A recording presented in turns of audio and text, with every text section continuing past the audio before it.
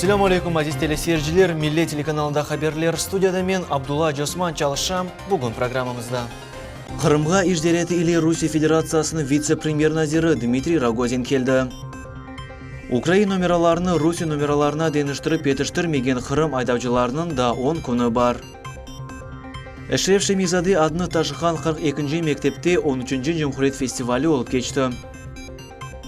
Bugün Kırım Tatar Halkı Milli Hareketinin faaliyetçisi NDKT fırkasının lideri Yuriy Osmanlı'nın doğan gününe 75 yıl tola. Bu ve diğer mevzular bizim yanımızda seyir etiniz. Kırımga İjdereti ile Rusya Federasyasının vice-premier naziri Dmitry Rogozin keldi. Akyarda o deniz kollegiya azaları ile kuruşup geçirdi. Anda emde Rusya Federasyası Prezidentinin Kırım Federal civarında vekaletli temsilcisi Oleg Belavintsev, Cumhuriyet yolbaşısı Sergey Aksyonov ve Akyaş yerinin başı Sergey Minayla iştirak ettiler. Oleg Belavintsev'nin sözlerine göre Rusya Federasyasının harbiy kuchlar imkanları 2 yıl devamında arttı. Kırımda müdafaa sanayi kompleks gayridan tıklanıvı için episi gerekli hareketler yapılan. Şimdiki vakitte Karadeniz flotuna en yeni teknikası gemiler, seyil orduları için silahlı numuneler yetkizili. Polpret kayıt etti ki müdafaa sanayi kompleksinin inkişafı stratejik yöneliş sayılan. Onun fikrince bu tışkı tülükeler ve sanksiyalar olğan vakitte devlet hafsızlığını temin etmek talapları ile bağlı. Müdafaa sanayi kompleks Kırım'daki müdafaa müesseselerinin inkişafına yardım edecek. Oleg Belavintsev emde kaydetti ki Kırım'da yaşayış sade değil. Bunun sebebi aşağıt ve energetik kamaçavdır. Lakin hakimiyet bu meselelerini çözmek için gerekli çareler baka. Индикатором, установленным президентом, необходимое количество кораблей и судов, морской техники, и после этого раскрученные военные кораблестроительные мощности надо будет задействовать для производства гражданской морской техники и судов. Мы сейчас формируем новую программу вооружения, при этом достигаем предусмотренных плановых показателей по обновлению морского флота и вооружения. После 2020 года, напоминаю, будут освобождаться производственные мощности крупнейших военных верфей. И уже сейчас необходимо знать, какова будет их загрузка производством гражданской, морской и речной техники. Поэтому я прямо запрещаю выводить из страны выгодные судостроительные заказы. Больше предупреждать не буду. Ukrayna numaralarını Rusya numaralarına deniştirip yetiştirmegen Kırım aydavcılarının da 10 kunu var. Bu vaqtda yol hareketin xavfsizligi Devlet İnspeksiya İdarəsinin reisi Anatoly Borisenko bildirdi. Tafsilotlicha bizim levhamizda. Kırım avtoaydavcılarını Ukrayna numaralarını Rusya numaralarına deniştirip yetiştirmegenlerini başta haberdar edecekler, sonra ise paranen cezalacaklar. Anatoly Borisenko aytkanına göre DPS xadimi Ukrayna numaralı arabanı toxtatkanda ona karar çıkaracaklar. Bugünden başlap 10 gün devamında insan öz araba numaralarını deniştirmek borçludur. Eğer aydavcı 10 gün devamında hiçbir hareket yapmasa, bundan sonra onu ceza bekleyip. Bu 500'den 800 rublегece olabilir. Kanun tekrar bozulgan vakit aydavcı için bu 5000 ruble para cezası ve aydavcı vesikalardan mahrum edilmesiyle yekünlenecek. Numaralarını deniştirmek için aydavcılar nöbette birkaç gün turalar. Ночуем уже со вчерашнего вечера. С часов с 5, наверное, вечера. Вот уже практически сутки. Может быть и дойдем. Даст Бог сегодня. Ну, в принципе, с вечера занималась очередь. Ну, рассчитываем, что ТО мы сегодня пройдем. А как там уже будет с получением номеров, это пока не знаем. Вчера вечером 5 часов. Неизвестно еще сколько буду стоять. Со вчерашнего вечера. Заняли, вот, дошли. Надеемся сегодня пройти. Вот видите, как все оживленно, но очень... Жаль, что не работает третья полоса и соблюдаются обеды. Ну, очень нравится. Общение. Общаемся с народом. А так все в полях и в полях. А так хоть с народом пообщаемся. Anatoly Borisenko hatırlattı ki Kırım'ın MREO idaresi avtomobillerini gece gündüz teşkiri ve insanlarını her gün saat 8'den saat 9'gacha kabul etti. Sefiye Shukurova, Niyara Kurbanova, Viktor Yelantsev millet için. Keçken ay devamında Kiriç köprü kurulgan yerde ikinci fevkalade vakıya yüz verdi. Deniz ve Ozen Nakliye Federal Agentligi bildirgenine göre St. Kitts ve Nevis bayrağı altında yol algan Sarmoski Kuruyuk Karadeniz tarafından Kiriç Boğazının Yaldav rayonuna kirdi. Kurulgan obyektin elementleri bozulganı yok. Lakin kapitanına nisbeten memori hukuk bozuluğu vaqta protokol tizildi. Ахмежите Жума Жамин хуржилығы ғайрыдан жаландырылды. Тур хуржилар или анлашма бозылығы хуржилық кетішатына тесір етмеді. Қытайдан ерлі хуржилар ве объект тапшырылып мүдетлері таздықланды. Хуржилық ішлер açылып мерасимнің кетішаты ақында бізім левхамызда. Хуржилық ерінде бүгін Қырым Жұмхуриет Назирлер Шурасының рейс муавины Руслан Бальбек, Қырым муфтisi Аджи Эмирали Аблаев, милетлер ара мунасебетлер весюргун олунған гражданларының ишлері бойынша Девлет комитетінің рейсі Зару Смирнов ве ерлі беледие мойселерінің векелері бұлындылар. Олар азырлав ишлерінің кетешатына қиынмет кестілер. Рейханың мимарлары ве хуржилары ile koruштылер. Қырым муфтisi Умутетеке бір хуржи башқасына дәніштерілмесі объект тапшырылув müdetlerine tesir etmez. Sabırsızlıkla beklediğimiz caminin kurulmasını ve güzel bir günlerimiz ve bayramlarımızı yapmakta sevinçle, kıvançla bu milletin beklediği tek camimizin kurulmasıdır. Başka isteğimiz bir şeyimiz yoktur ama inşallah başlanan caminin bugünkü atılan temel ve buradaki açılışlar elbette ki kurucular deniştiler. Gene söyleyeyim bizim için en büyük şeref ve istek bu caminin kurulmasıdır. Cuma Cemi kompleksi obyektlerinin kuruculuğu ile Rusya memleketinin podratyikleri uğraşacaklar. Leyha vesikaları teslim etiluf meseleleri doğrulandı. Vice-premier Nazir Ruslan Balbek koyulgan vazifelerge binaen cami 3 yıl devamında kurulmak gerekliliği akta kaydetti. Grafik planları yol haritasına binaen dikkat ayrılacak. Ruslan Balbek aytkanına göre kuruculukka maliye ayrılığı tolu şekilde alıp barıla. Hatta smeta artabılı. Çeşit milletvekilleri hem yarımadadan hem kıtadan меценаттар бар. Строительство состоит из 3 очередей. На первую очередь уже получена экспертиза, разрешение на строительство, что вы в принципе видите и наблюдаете, поэтому удалось сразу же приступить к строительным работам.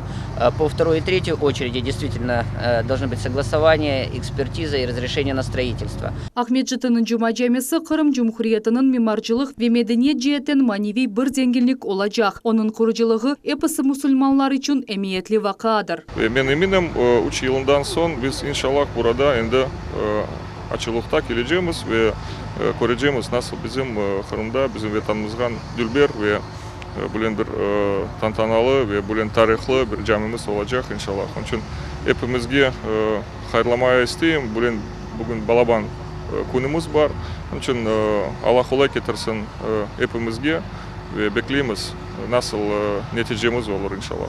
Rusya Federasyasının prezidenti Ogun'da milletler ara münasebetler boyunca Şura'nın azası Eskender Bilalov cami kuruluvunu çok beklenilgen hareket dep adlandırdı. Ben bilesem bütün Müslümanlar, Kırım Tatarlar çoksa bu caminin açılışında da bayram yapıp gelirler. Mimar ve dizayner Dmitri Musin interyer ve ok korunuş donatılması ile uğraşacak. Bu işte o Kırım Tatar halkının medeni urf adetlerini göz önünde alacak. Безусловно, влияние османского стиля остается. Никто это не исключает. Но все же вы находитесь именно вот в этом этническом и полиэтническом пространстве. И сразу надо понимать, что это мечеть крымских татар.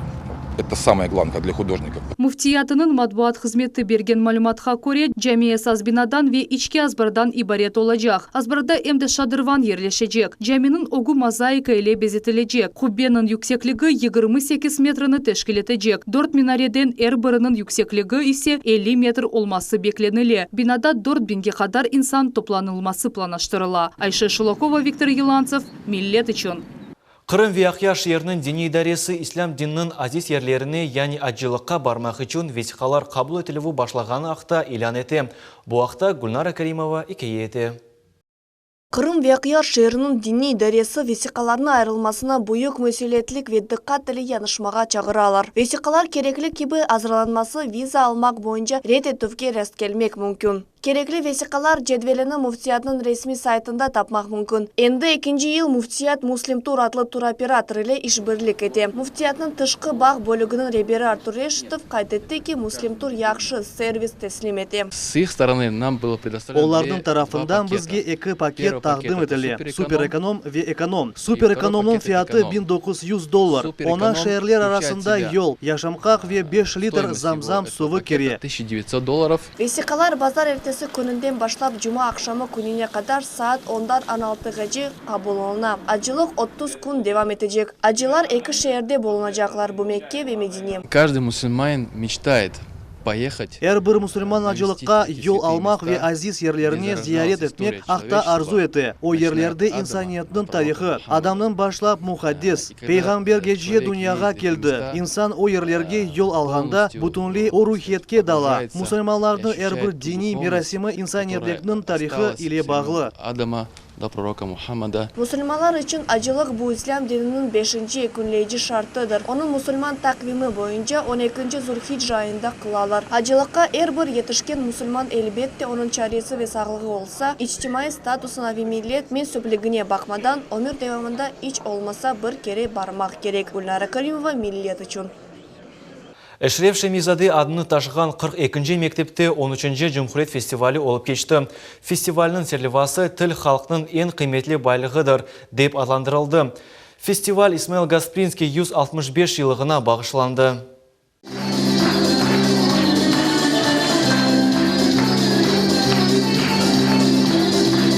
Мерасим бойлы милли muhitте başlandı. Festival üç basamaktan ibaret oldu. Kırım Benim Vatanım, KVN ve aile digirlikleri konkursları.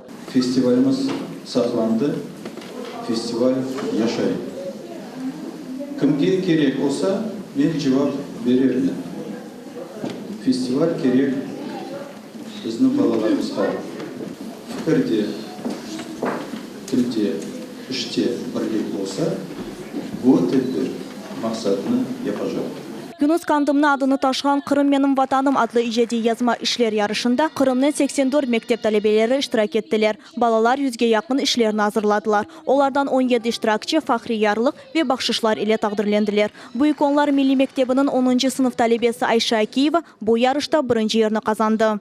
Bu işede men öz halkımın sürgün vakıtı tasvirleniyor. Men pek kıvanam birinci yer kalının için. Aile digirlikleri yarışında da talebeler için bilgilerini göstermek imkanları oldu. Eşref Şemizade adını taşıyan 42. mektebinin müdiri Vilen Cemalidinov bildirgenine göre Cumhuriyet Festivalinin geçirilüğü mektep için gururdur. Festivalinin esas maksadı yaşlarını birleştirmek, onlarga dinimizni, urf adetlerimizni ve aşılattırmak. Ana tilinde serbi laf etmeye yardım etmek ve milli muhitini göstermek. 9 komanda en yüksek şaka takım unvanını kazanmak için görüştüler. Sudak Yaşları adlı takım 4 çıkışından bulundu. İştirakçılar kaydetkenlerine göre ana tilimizge sevgi balalık çağından aşılamak gerek. Men bilesem evlerinde ana babalar balalarını öğretmeye başlasa ondan sonra Bette bizim halkımız pek çok güzel laf eder. Kezlev'nin 18. Milli Mektebi'nin iştirakçıları çıkışında Kırım Tatar tilinin şimal şivesini kullanıp temaşalarını daha da ziyade külünçlü yaptılar. Minyatürlerimizde urf adetlerini, şivemizni ve bizim ne aytkanını takdim edecekmiz. Men bilesem bu pek kıvançlı olacak. Festival iştirakçıları Kırım Cumhuriyeti'nin Tahsili İlim ve Gençler Nazirligi tarafından fahri yarlıklar ve hediyeler ile takdirlendiler. Mavile Eyüp Aydar İslamov millet için. Kezlevde Хатиже Бузакованың 90 yılını қадеттілер. Soy akrabaları onu doğan күннен хайрладылар. Aile bayramı nasıl geçkeni bizim muhbirlerimiz öğrendi. Fal, sevinçli Vişkir, Kezlev sakini Hatice Buzakovan'ı yakınları aynı böyle tasvir ederler. Bugün onların ailesinde büyük bayram. Sevimli ana Bita ve büyük Bita öz doğan gününü kaydetti. Herkese, ebed milletimize Allah sağlık versin de, herkes 90 yaşına gelip öz ömrünü öz vatanında oynap gülüp geçirsin. Hatice Buzakova cenk ve sürgünlükünü başından geçirdi. Kırımga kaytkan son öz ailesinin doğan yerde Kezlev'de yerleşti. Bugünkü günde o özünü bağıtlı insan dep saya. Çünkü onun baylığı bu 5 bala, 9 torun ve torunlarının 8 balalarıdır. Aynı olar Bitayga kuvanç bağışlaylar. Vatanım var. Gayet dülber. Adını da Kırım derler. Milletimdir. Kırım Tatar. Gayip olmaz daim yaşar. Bunun beraber Hatice Bita onu hayırlamağa gelgenlerge teşekkürlerini bildirdi. Bu günlerin gösterine bek kuandım. Sağ olsun hepsi jır ayttılar, şiir ayttılar. Мені қуандырдылар. Хадиче Битай эркун намаз кыла ве өз торунларына мусульман адетлери боюнча тербиелей. Оларны дува ве Коран укумага окретем. Бисмиллахир-рахманир-рахим. Куляус бирабил фаляк. Мин шарри ма халяк. Ва мин шарри хастин за вакаб. Ва мин шарри нафасати филукади. Ва мин шарри хастин за вакаб. Хартанашка для нас большой пример. Мы на все праздники в первую очередь бежим, торопимся к ней, потому что это наш пример, наша гордость, наше уважение. Она нас многому учит. Хатиче Битаны хайырламак үчүн Кырым Жумхуриятында нам казанган артист Рустам Меметов ве Кырым татар язычысы Риза Фазыл да келдилер. Олар йыр ве шеирлерини тагдим еттилер. Bundan evvel geldi geçti nice bin yıl her zaman. Кезлевни шерефли сакины Караман ана, эмек ветеран Хатиче Бузакова айтканына көре, onun uzun номерінің себебі бұл мераметлі ишлер бер күн оқыған дуалардыр. Гүлнара Каримова, Алимек Айбуллаева, Рамазан Аливапов, Милдет үчүн. Тэквондо боюнча 11-ші халқара турниры Санкт-Петербург шаарында болуп кечти. Кырым ярмадамызны 20 спортчы тақдим етті, олардан 6-сы ғалип болуп чыктылар. Таслиятлыжа бізім Невбетекилев хамыз. Турнирде 10 мемлекет иштирак етті. Эрменистан, Русия, Кыргызстан, Латвия, Өзбекистан, Юнанистан, Ирландия ве Шотландия. Эмде Сахалинден Кырымгачы Русияның 20 регионы. Наша команда в составе сборной Крыма выехала. Бізім тақымыздан 12 спортчы Кырымны тақдим етіп, 6 медалле қайтты. Олар арасында 3 алтын, 2 күміш ве 1 tunç медаллердір. Фикірме көре спортчыларымыз ярмадамызны yüksek seviyede тақдим еттілер. Yarışta 900 sportçı iştirak etti. Gençler sportunun 2 sport çeşitinde sparring ve tul boyunca yarışlaştılar. Kemal Kurbedinov Harax uşağının sahibidir. O 56 kilo çeki kategorisinde iştirak etti. Kemal sparring boyunca 2. yerini kazandı. Yarış pek kıyın edi. Men finalga çıktım. Finalga men bir Belarus'a yutkuzdum. Mana bir bal yetmedi. Yarış büyük oldu. Pek çok iştirakçılar toplandılar. Men çeşit güçlü sporçularla tanıştım. Alexander Medvedev yarışta Kırım'ını takdim etkenlerinin biridir. O 95 kiloluk çeki kategorisinde öz күчүн sınadı. На данном турнире Bu халқара yarışta men 1. yerini kazandım. Bu turnir pek meraklı edi. Sporçular yaxşı hazırlanganlar. Turnir yüksek seviyede ötkerildi. Mesuliyet pek ciddi edi. Arslan Umerov tek 6 yaşında. Ama o endi Kubok Severny Palmiri adlı yarışta iştirak etti. Arslan'ın sözlerine göre böyle büyük yarışta o ilk sefer buluna ve birden 2 medal kazandı. Men sparring yarışında 1. yerini kazandım ve tul teknikasında 3. yerge çıktım. O elbette pek ağır oldu. Ana Babalar Komitetinin azası Айдар Мустафаев idmanlarga öz minnetdarlığı bildirdi. надо сказать спасибо большое тренерам и организаторам. İdmancı ve teşkilatçılarga büyük teşekkürler bildirmege isteyim. Bu pek güzeldir. Birinciden bu bir tertipke getireyim. Men torunlarıma böyle aytam. İdmanlarga tek öz күчүңүздү göstermek için degildi. Күчлü, sabırlı öz halkına uygun olmak için katnaysınız. Kırım Cumhuriyeti'nin Tekvando boyunca Federasyasının prezidenti Enver Umerov'un sözlerine göre Kırım sporçuları için nevbetteki adım MFT Tekvando boyunca Rusya'nın kubogu olacaktır. O aprel 8'inden başlap 10'una kadar Voronezh şehrinde olup geçecek. Sultaniya Mambetova, Levisa Sidbilyalova, Ibrahim Ganiyev, Millet üçün. Крымский спорт «Золотой старт года» адlı матбуат конференциясында Жумхуриеттин спорт назиры Георгий Шестак Умумрусия ве халқара ярышларда кырымлылардын илки муфакиетлери акта тариф етті. Кырым Жумхуриет спорт назиры Георгий Шестак билдиргенине көрө шымдыкы вакытта Жумхуриетинин бюджетинден спорт иншаатына 2 миллиард рублей айрылмасы планлаштырыла. Шымды Лехасмета весихаларынын ышы бежириле. Вы знаете прекрасно велотрек, который усовершенствуется. Уже и ограждение есть. Сейчас добились финансирования освещения. Там нужно было до 1,5 миллиона денег. Ну и самое главное, конечно же, 3 инвестпроекта идет. Один уже на финальной, так сказать, стадии, это Крым-арена. И 2 это один около велотрека. И экстрим спорт, который у нас будет сейчас в Черноморском районе проводиться в августе месяце. Это дает возможность получить какие-то рабочие места. Соңра векіл, велоспорт, кикбоксинг, армрестлинг, ағыр венгіл атлетика спорт чешетлерінде ғалибе ғазанларға спорт устасы шәйдетнемелерін бағышлады. Спорт күрешінің устасы Эмин Шифершаевге диплом ве паралы грант тақдим етілді. На первенстве Россия завоевала золотую медаль. Русияның біріншілігінде мен 6 мүкәфатны қазандым. Европада да бірінші ерні алдым. Дүнияның біріншілігінде мен күмішні алдым. 4 күн алдын кечкен Подмосковье, Чеховада мен күмішні қазандым. Спорт назиры білдіргеніне көре бүгінгі күнде Қырым ярамадамызда 28 спорт мейданы açıldı. Bu elelikнен yakın кележекте Қырымда бедден тербиесінен оғрашмақ үшін бір чоқ имканлар olacak. Сабрия Халиляева, Умер Мустафаев, Миллет үшін. Қырым Федераль университетінде Фелимен қыралығының сабық Мален Назердің меслячысы Герит Ян Бохыс чықышта болынды. Лекциялардан ғайры о матбуат конференция кечірді ве мұхберлеріні мерақландырған сөйлерге жауап берді. Оның айтқанына көре о ерлі вазиетінен таныш олмақ үшін оз тәшеббюсі иле Қырымға келді. Сәсиетші Қырымтар тарихыны ярымада милетлер ара мұнасибетлер инкишаф етмек меусыны анды.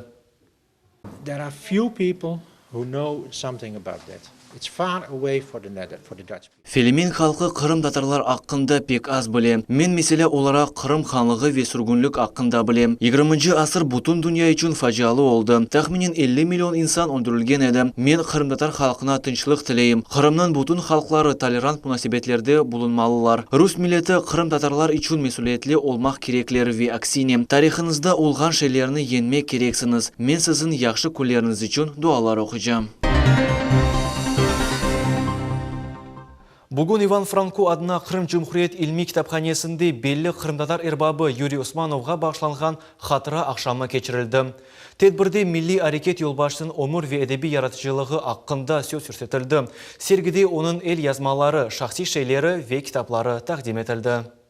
Қырым татар милли әрекетінің фаал іштиракчысы Юрий Османов саяси фаалиетіні ве әдебиет яратылыжығына бірлікте алып барды. О ажайып шерлерінің, масаларының, дистанларының ве тәржемелерінің мүелефідір. Мы помним и, естественно, чтим его труды. Он действительно был последователем Гаспринского, который всегда говорил о созидательном пути развития народа, неразрывно связывал и возрождение и развитие крымско-татарского народа со всеми народами Российской Федерации. Поэтому это такой вот яркий представитель крымско-татарского народа, которого должны знать подрастающее поколение. Китапханеде Юрий Османовның тәржеме алыны ве жемиет фаалиетіне бағышланған «Аят бу арекет» адлы сергі açılды. Бұндан да ғайры Османовның матбуат машинасыны да көрмек мүмкін еді. Оның ярдымының жемиет эрбабы ең белі есерлеріні яратты. Представлены подлинные документы. Юрий Османовның айлеви архивінде асыл весиқалары, Қырым татар тілінде доғыв ақта шаадетнаме, мектеп аттестатты, Бауман адлы университетінің дипломы, шахси дефтері, Құрантасына айыт мектеплер ве дигер весиқалар тақдым етіле. Эмде Юрий Османовға бағышланған китап сергісі açılды. Бұл сергі Исмаил Гаспринский адыны ташыған Қырым татар китапханесі тарафындан азырланған. Юрий Бекировичтің yazған китаплары, мақалелері, шиырлері ве білесіңіз Юрий Бекиров «Арекет» деген газетаны шығарып башлады ве мына бұл газетаң бірқач нұсқалары да тақдым етілі. Юрий Османовның қадыны Айша Добры өзінің ақайыны мирақлы мунивер ве оқымышлы адам кебі хатырлай. Обладал сильнейшим магнитом. Сыжақ юреклі олғаны үшін инсанлар она авеснен ынтыла еділер. Эм бұйыклернен, әмде күчіклернен тіл тапайды. Умумен белгілі мирақлы визиялы инсан олып яшады. Хатыра ақшамының сонында мұсафирлерге мақсус левха көстерділер. Бұл левхада Миллет телеканалының мұхберлері Юрий Османовның ватанға қайту күреші ақта малюматлар топладылар. Шу жүмледен Қырым татар милли әрекетінің лидері ве сиясетчінің өлімі таққық етілуі ақта икәйе етілі. Султания Есетакаева, Диляра Шевкетова, Ибраим Ганиев, Миллет үшін. Бүгін Қырым татар халқы милли әрекетін фаалиетшісі НДКТ фырқасының лидері Юрий Османовның доған күніне 75 ел тола. Халқымыздың авдет олмасына о сынырсыз бір иссе қошты. Юрий Османовның өмір жолы ве фаалиеті ақында біздің мұхберлеріміз махсус левханы азырладылар. Оны ватанға yol açқан insanlardan biri деп адлайлар. Замандашларының чоқысы Юрий Османовны ғаяви илхам беруші деп саялар. Намыслы ве адалетлі, жесүр ве ватансевер. О, огуны әр вақыт тек бір мақсат қоя еді. Халық менфаатыны хорчаламақ ве оны яны инкишаф севиесіне көтермек. Крым всегда был многоэтничным, и всегда на нем шло формирование национального этноса, национальной такой общности крымских татар. И когда говорят, что здесь были готы, скифы, тавры, гунны и прочее, то это все элементы этногенеза крымско-татарского народа. Ватанға Қырымның ана топрағына қайтма қайысы яш ватан перверінің зейінінде да балалық чағында доғды. Юрий Османов Бауман оқу юртында тәсіл алды. Совет бірлігінің екі дефа хараманы Амитхан Султан она анда оқумаға ярдым етті. Вместе с отцом включились в это, и они были, наверное, самыми такими, знаете, активными. Были и другие, естественно. Юрин папа, он остался в Крыму во время войны, потому что здоровье его не позволяло, но он включился в партизанское движение и всю войну был в партизанах. Вот такие люди, значит, формировали его взгляды, все остальное. 1968 сенесі милли әрекетте иштирак еткені үшін Юрий Османов илік сефер апске алынды. 2 жылдан сон о азат олынды ве Кенеде ишке далды. Весихалар, мектуплер, телефон сөбетлер ве невбеттеки апс. Бу сефер Юрий Османов Якутияда болуна. Түрмеден чыққан сон Юрий Османовны рухтан тушкен инсанлар үшін хастаханеге хапаталар. Благовещенск шерінде о оморнын 2 жылны кечере. Мы туда ездили с дочкой, а вот интересный момент. Когда мы туда приехали, нашли это учреждение, и прежде чем встретиться с Юрием Бекировичем, значит, со мной побеседовали. Женщина, полковник медицины, она вышла ко мне, и мы с ней, значит, говорим, и она убеждает меня, вот вы знаете, он же каждый день пишет о каком-то Крыме. Для нее это было, да, вот он, действительно, в ее представлении, как она мне рассказывала, что он действительно больной. Да, вот она так понимала. Перестройка заманы келген сон 1987 сенесі сентябрь айында Юрий Османов апстен чыгарыла. О Кенеде милли әрекетінде фаал иш алып бара. 1989 сенесі о Қырымға келе. Хорантасыны көшіріп оламы, чүнки яшамаға эв yok еді. Юрий Бекирович ядақханеде ерлеші. Мескен шарайтлер оны ичте хорхузмай, чүнки ен эсасы ватанда олмақтыр. Национальное движение в 90-м году поддержало. Именно поддержал национальное движение, хочу обратить внимание, референдум, который бы в Крым входил в состав автономной республики, в состав Советского Союза. Но, к сожалению, вы понимаете, что политика, она дело немножко состоящее из других элементов, других договоренностей, других обязательств. Поэтому все пошло именно так, как пошло. И мы видели, в составе Украины мы прожили 23 года. Наше положение в составе Украины мы тоже видели и знали. Хотя в свое время национальное движение и все представители, кто входит в национальное движение, всегда обращались к руководству Украины и говорили о федерализации Украины. К сожалению, видите, факт остается фактом. Жизнь, она вносит свои коррективы, и мы видим то, что мы видим. 90-нчы сенесі Қырымда сүргін олынған гражданлар ишлері бойынша комитет тешкил олына. Анда Юрий Османов yolbaşçılık еті. Тамам шу вақыт Қырым татарларының абаданлаштырывында жидди денешмелер олып кече. Совет бірлігі акимиеті севиесінде Қырым татарларға ярдым етмек черелері таздықлана. Ватанға қайтуф ве абаданлаштыру программаға малие айрылып башланды. К сожалению, там произошли довольно такие, скажем, сложные конфликтные дискуссии, в результате чего Юрий Бекирович и та команда, которая с ним была, были вынуждены, ну, скажем так, подать в отставку. За исключением нескольких ребят, которые остались работать, основная масса людей подала в отставку и ушла. Но при этом Юрий Бекирович не остался в стороне и не стал сторонним наблюдателем, а продолжал, ну, скажем так, ту всю и общественную работу, в том числе разъяснительную работу по решению наших проблем. Юрий Османов çalışmağa devam etti. Onun işkirligi onu bilgen erбір insanны tacipte kaldыра. Юрий Османов Совет Бірлігі Қырым Мұхтар Cumhuriyetinin anayasası kontsepsiya leyhasının milli birdimlikni Қырым татар халқының ақуықларını gayridan tiklemege ақта Ukrayna kanun leyhasının müellifi. O Қырымда milli siyaset, ақуық ve münasebetler kontsepsiyasını işlep çıkardı. 28 ноября 1989 года должны были утверждаться выводы и предложения по комиссии по крымско-татарскому народу и по советским немцам. Вот комиссия, которая была создана по советским немцам, она не смогла выработать эти выводы и предложения.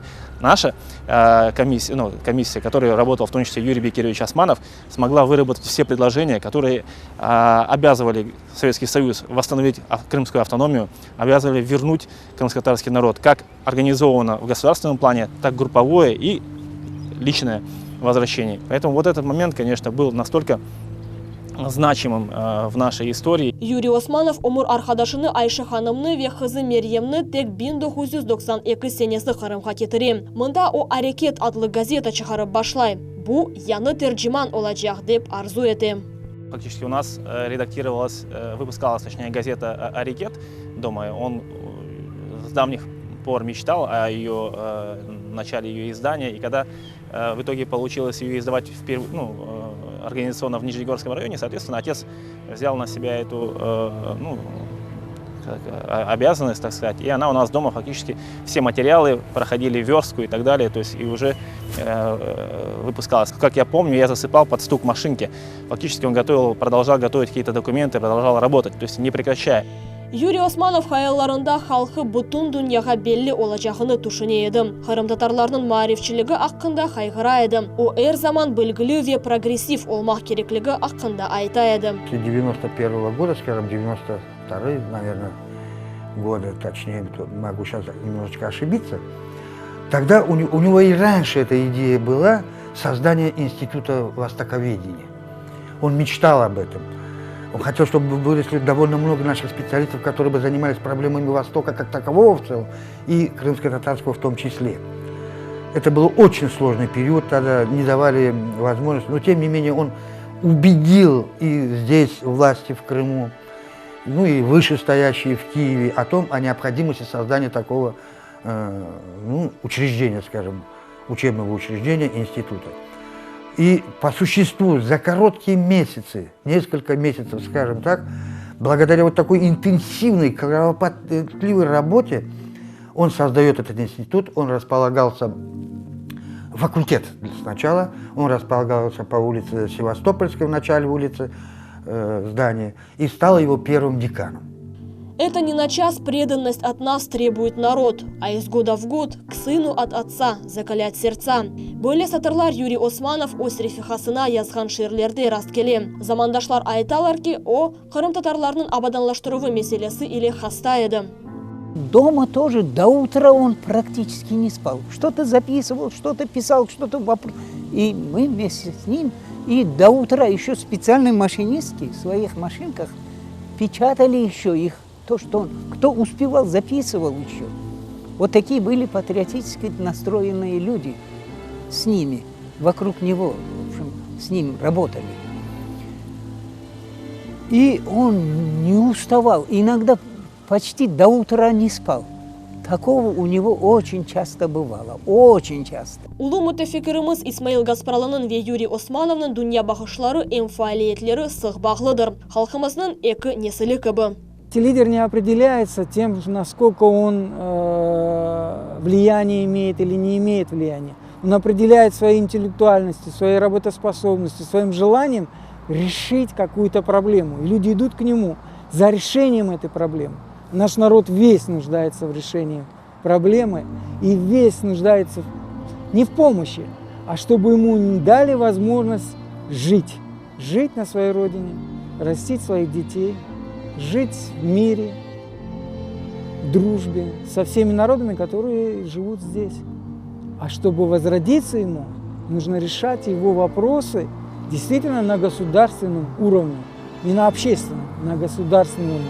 Как того хотел Юрий Бекирович и Исмаилбей Гаспринский. 1993 сенесі НДКТ фирқасының азалары Юрий Османовның елбашчылығында Туркияге yol алып, Қырым татар диаспора векілдері ile көріштілер. Тамам о заман Юрий Османов Мустафа Джемилевның интервьюсыны оқыды. Анда Қырымда миллетлер ара силялы зиддиеті алда олачаға қында язалған еді. Юрий Османов бірден бұл газетлерінің муариетлеріне yol ала ве өз наразылығыны білдіре. Қырымға қайтқан сон біраз вақыт кечті ве 1993 сенесі ноябрь айында о өлдірілді. Қырым татарларының чоқысы айталар ки, бұл өлім тесадуфи дегіл. Это было заказное политическое убийство. И даже тогда, когда мы пытались суд вот был тот, который находится рядом с Верховной Радой, в небольшом помещении, не всегда всех туда пускали. Наши ребята нанимали и адвокатов, и сами принимали участие, не то что в расследовании, но в судебном разбирательстве. Тогда у всех было одно мнение, скажем так, о том, что это было заказное убийство, политическое убийство с целью, ну если хотите, даже обезглавить национальное движение. Юрий Османовның вефатындан соң devlet tarafından репатриантларның абаданлаштырывы тоқтатылды. НДКТ фирқасы өз лидерлерінден вазгечіп, тесіріні жойды. Юрий Бекирович Османов – это выдающийся представитель крымско-татарского народа, человек, который является символом крымско-татарской интеллигенции и, естественно, предопределил будущее крымско-татарского народа. И я уверен, если бы он был бы жив, то история могла пойти совершенно иным путем. Действительно, вот тем созидательным путем, нравственным, который и отражается во всех философских трудах, в научных трудах этого общепризнанного общественно-политического деятеля крымских татар. Юрий Бекирович был большим гуманистом и был последователем учения Исмаила Гаспринского. Мы знаем, что он был основателем национального движения крымских татар.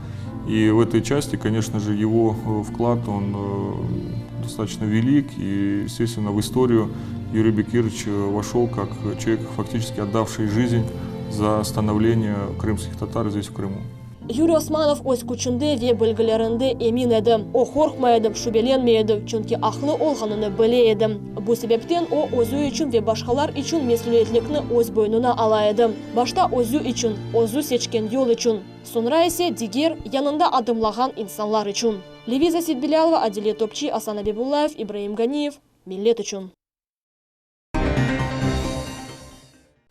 Бұл нұқтада яйынмыз сонына етті, евлеріңізге әрдайым әйі хаберлер келсін. Көршмек үзіре, сағылықпен қалыңыз.